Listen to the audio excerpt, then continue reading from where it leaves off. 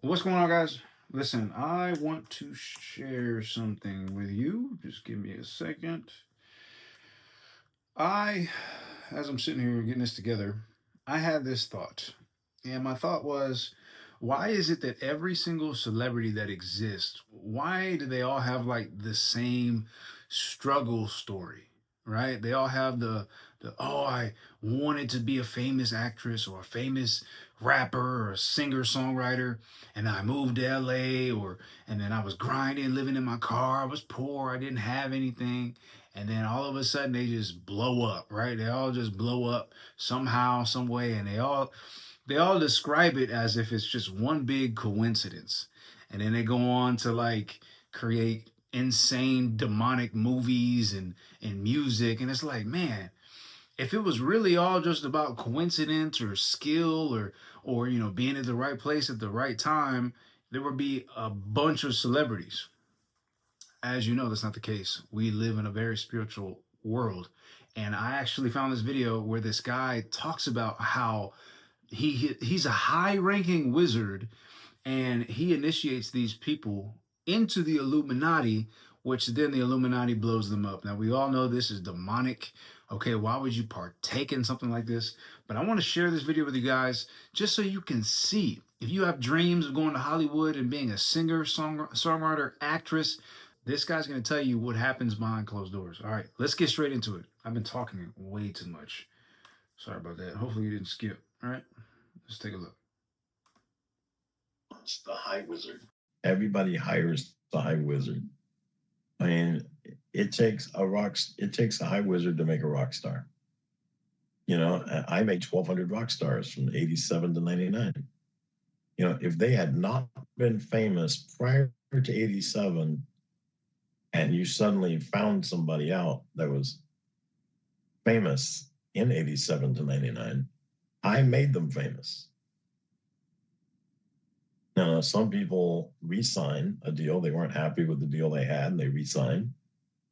Um, we had, I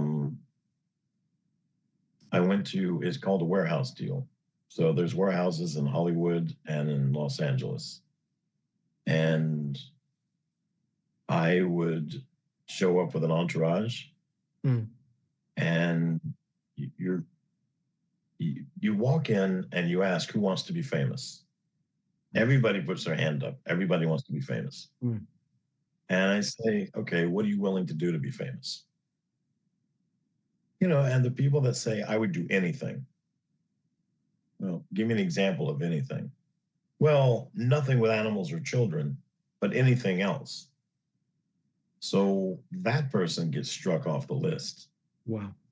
Satan doesn't want the person that draws the line in the sand. He wants the person that's willing to jump in the mud and be dragged through it.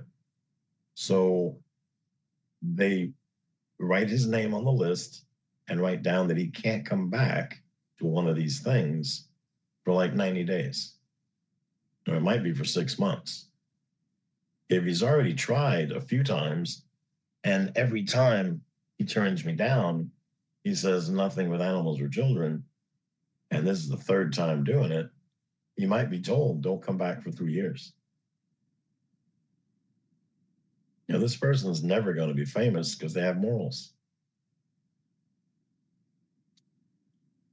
There was a guy that came up to me, said he wanted to be famous.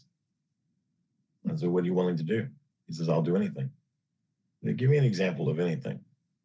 He said, if you put me in a room with a horse and a naked 3-year-old, I'm having sex with at least one of them.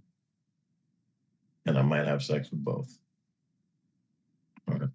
You're our boy. So I give him what's called a tier 2 card. It's a white card with a phone number. They call that number, do what they tell you. I'll see you on MTV in 6 months. This guy could not sing, could not dance, couldn't write a song, couldn't write a poem. And for some reason, there was a Dr. Seuss book in the room. And I said, read me that. And just before it rhymed, he closed the book and put it down and said, I don't get it. Like, you're going to be fun.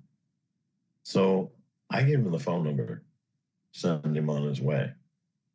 And now there's days I go in there, I talk to 100, maybe 300 people, and nobody says that they'll do absolutely anything.